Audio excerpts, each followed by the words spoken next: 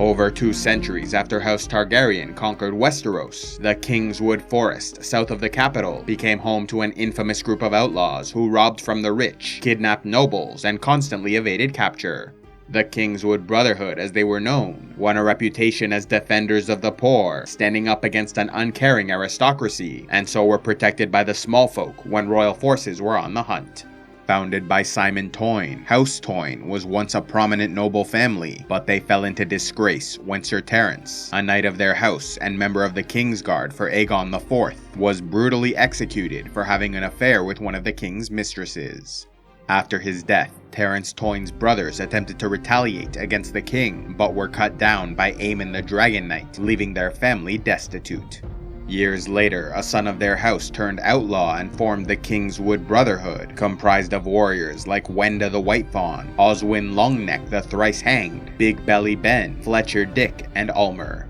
Yet the most fearsome of all was a man of unknown identity, simply referred to as the Smiling Knight, a master swordsman once described as madness, cruelty, and chivalry all jumbled together, and as a man who did not know the meaning of fear. Warriors all across Westeros spoke about the growing reputation of this outlaw, and while many were eager to win the honor of defeating him in battle, most fell to his veteran blade, like Sir Victor Tyrell, cousin to Mace Tyrell of Highgarden.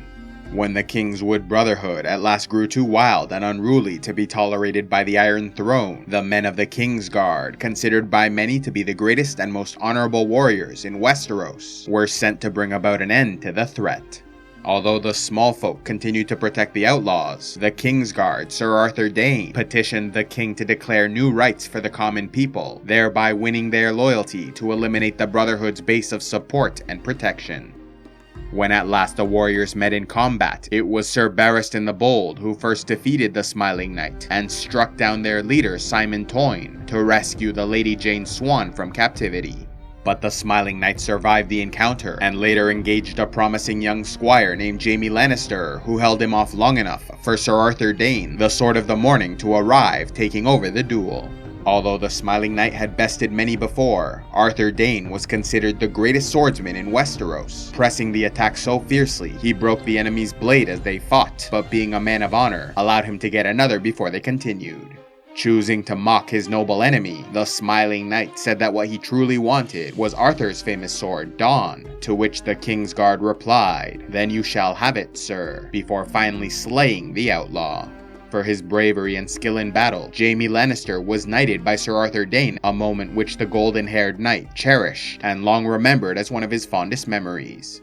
Meanwhile, the reputations of Sir Arthur Dayne and Sir Barristan the Bold continued to grow as they performed more heroic feats throughout their lives, but so too did the legend of their enemies in the Kingswood Brotherhood, as their story lived on into the future through bards, who sang romantic tales of their courage and adventures.